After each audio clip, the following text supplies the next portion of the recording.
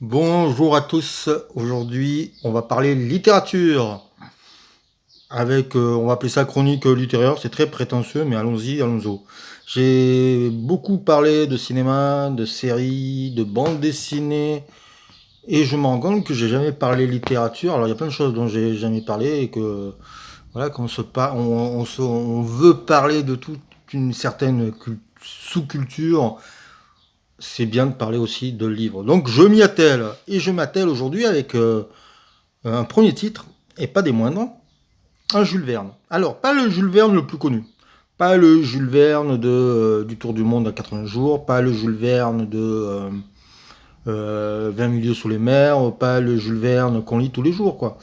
Le Jules Verne un peu plus discret et assez différent de ce qui est, de ce qu'on connaît. Je vais pas dire de ce qu'il a écrit parce que je connais peu. Moi, je connais que ces gros livres-là, mais en fait, euh, il a sûrement écrit plein de petits livres. Et dans ces petits livres, il y a sûrement des perles et des perles qui sont différentes de ce qu'il a fait d'habitude. C'est pour ça qu'aujourd'hui, je vais vous parler de la chasse aux météores, qui, on pourrait croire avec un titre pareil, on pourrait penser à du fantastique, à du science-fiction, et qui est en fait une farce. Et c'est pour ça que ça m'intéresse de vous en parler. Alors, la chasse météore, ça raconte quoi? Eh bien, on est dans l'Ouest sauvage, en pleine ruée de l'or. Deux apprentis scientifiques, c'est-à-dire des vieux monsieur qui ont rien d'autre à faire de leur journée, s'intéressent à l'astronomie. Et un jour, pratiquement en même temps, ils découvrent une météore qu'ils vont surnommer le bolide. Et ces deux messieurs d'un certain âge, d'une certaine bourgeoisie, vont se battre pour la paternité de ce météore. Ils vont ensuite découvrir que ce météore est rempli d'or, ce qui va intéresser la cupidité d'un certain Français, avec un nom assez bien barré, bizarre. Et ce Français décide d'attirer ce météore avec une machine dont il a le secret pour le faire atterrir dans un endroit bien particulier pour que ce météore lui appartienne et qu'il puisse posséder plein d'or. Alors on se dit qu'il y a un triard, que ça coûte un triard. Et donc voilà, c'est le résumé. Alors bien sûr, les vieux monsieur bourgeois de l'Ouest ont des enfants qui sont amoureux, qui veulent se marier, et bien entendu, ça va compromettre le mariage. Et donc on est ce que j'appellerais dans une farce à la Molière, mais avec une pointe de fantastique et un peu de western.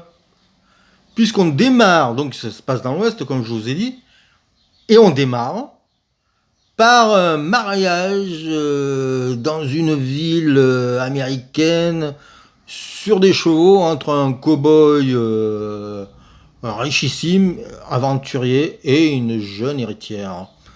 Donc le livre est comme ça truculent, plein de péripéties, mais c'est surtout une satire de, je pense, de l'époque, j'imagine, d'une certaine bourgeoisie, car c'est extrêmement méchant.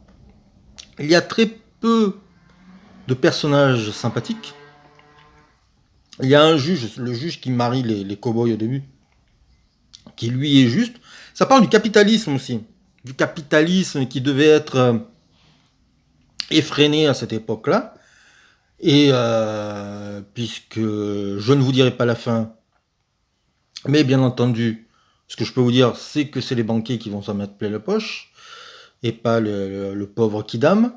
Et alors c'est un livre assez court, parce que normalement Jules Verne a toujours fait des livres copieux.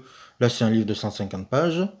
Et, et c'est réjouissant du début à la fin.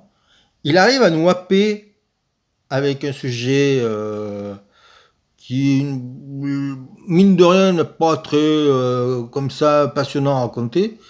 Mais alors, en fait, il vous accroche dès le début par une imagination débridée et par aussi un style simple, efficace, qui va droit au but, qui fait pas 10 000 pages de présentation, d'explication ou de voilà, il va pas nous expliquer comment sont faits les rideaux.